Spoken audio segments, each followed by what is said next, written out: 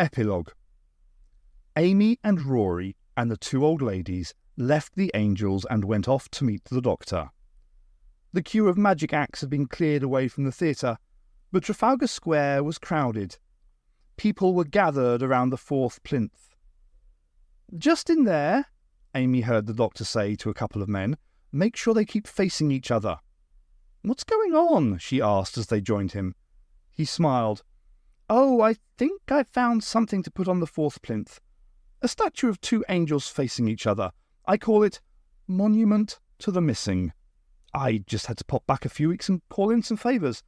By the way, while I was there, I booked our theatre tickets. Oh, yes, and something else." He beckoned to Mrs. Hooper. "Amber, I've got someone who wants to see you." Mrs. Hooper started hobbling over to the doctor. Then she saw what he was talking about. She dropped her walking stick and ran like the teenager she'd been only hours before.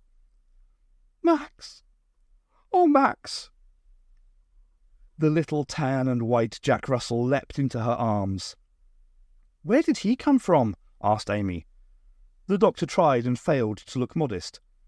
"Oh, well, I just found Max's vet record, put the code for his ID chip into the Sonic and tracked him down. I swapped him for a wad of cash and here we are." "Nice one," said Amy. "By the way, any idea what happened to Sammy Starr?" "No," said the doctor, "which is very good. All he wanted was fame and fortune. I think if he became very famous or rich in the past, I'd have heard of him.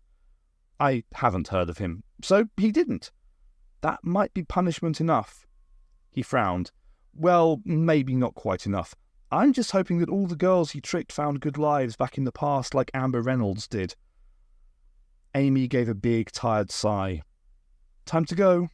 The doctor nodded. "The angels will be safe here. Trafalgar Square. It's never empty, and it's never dark. Even if something goes wrong, they'll always be observed." He strode off. "Come on, Pons." Back to the TARDIS.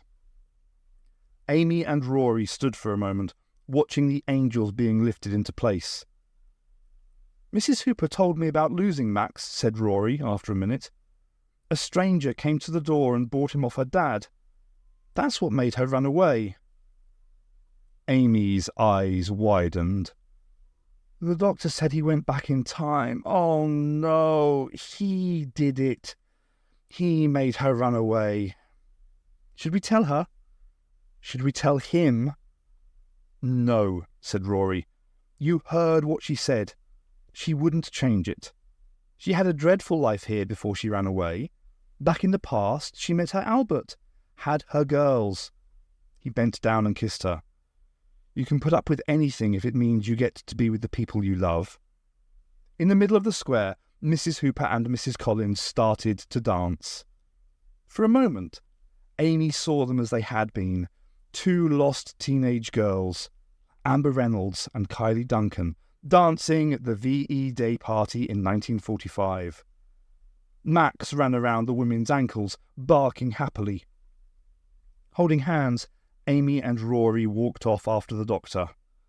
As they went, they heard the two old ladies' voice lifted in song.